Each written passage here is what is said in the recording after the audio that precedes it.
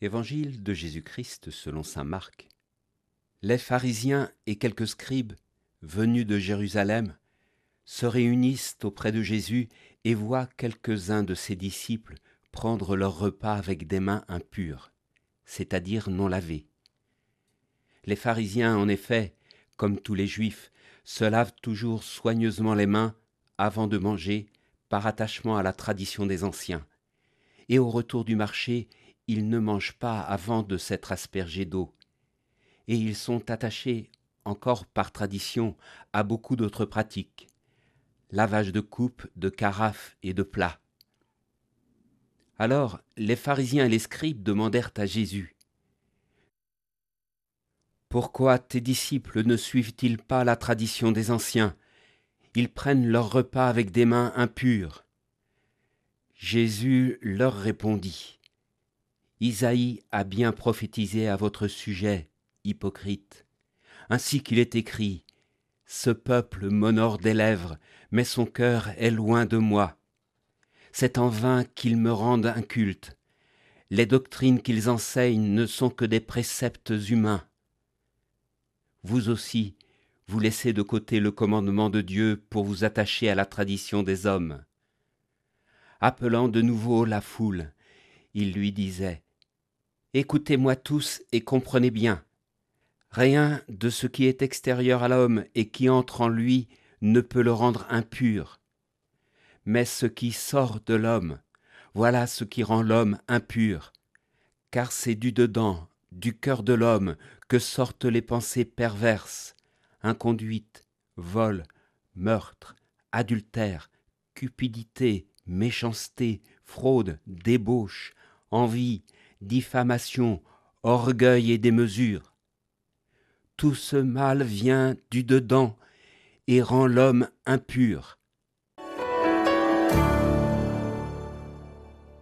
Loué soit Jésus-Christ. Voilà, chers auditeurs, la question centrale de cet évangile, c'est qu'est-ce qui peut rendre l'homme impur aux yeux de Dieu ? Nous y retrouvons le Christ qui rencontre les pharisiens et les scribes. Cette rencontre, elle est un peu houleuse, elle tourne au heurt, à l'affrontement, à la confrontation. Alors pour faire les présentations, le Christ, eh bien c'est la loi lui-même, c'est la loi incarnée, c'est la source de la loi nouvelle du Nouveau Testament, c'est son auteur. Mais c'est aussi l'attente, la promesse de la loi ancienne. Nous nous souvenons de ces mots de Blaise Pascal, Jésus-Christ, que les deux testaments regardent l'ancien comme son bout, son terme, et le nouveau comme son centre.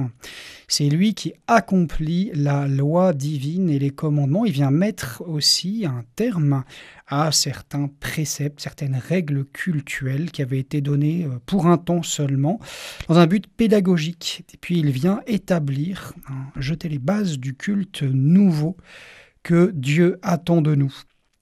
Il donne donc un sens juste à ces repères de la loi, de la religion, de la relation entre Dieu et l'homme, toutes ces règles de sainteté, de pur et d'impur, ces observances, ces priorités au regard de Dieu, eh bien Jésus va nous les expliquer. De l'autre côté, les scribes et les pharisiens, légalistes, des gardiens pointilleux de la loi ancienne, des interprètes pointilleux qui font plusieurs erreurs. La première, c'est que ce qui rend juste notre cœur devant Dieu, ce n'est pas seulement d'observer la loi. Et la deuxième erreur, c'est qu'ils vont relire la loi jusqu'à en évacuer l'âme, l'essentiel, le plus grand et le plus important, à savoir la charité. Ils vont rayer ce grand commandement donné par Dieu aux hommes, évacuer la parole divine, l'annuler par des traditions purement humaines. Voilà pourquoi le Christ dira à ses disciples qu'ils sont comme des aveugles et conducteurs d'aveugles. Ils jugent de travers pour eux et pour les autres dans la relation à Dieu, rendant bien ce qui est mal ou léger ce qui est grave aux yeux du Seigneur.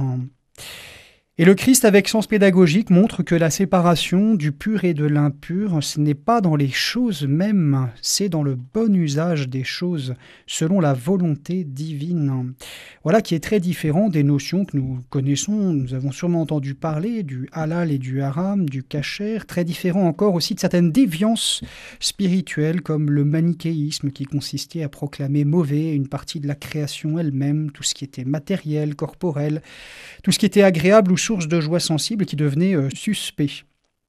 Objectivement, ce qui est bon ou mauvais aux yeux du Seigneur, en fait, ce sont nos actes humains. C'est l'usage de notre liberté. Cet usage qui est conforme ou non à la charité envers Dieu et le prochain et aux 10 commandements. Ainsi, la sainteté, c'est la perfection dans l'amour de Dieu et du prochain. Et c'est l'appel que le Seigneur nous adresse à tous. La sainteté, c'est la vie de foi. Une foi rendue vivante et féconde par la charité, une foi rendue efficace par la conversion, par la cohérence et l'unité de vie. Ces 10 commandements sont des signes de piste que le Seigneur nous laisse, des repères que le magistère de l'Église nous transmet et nous explique ensuite.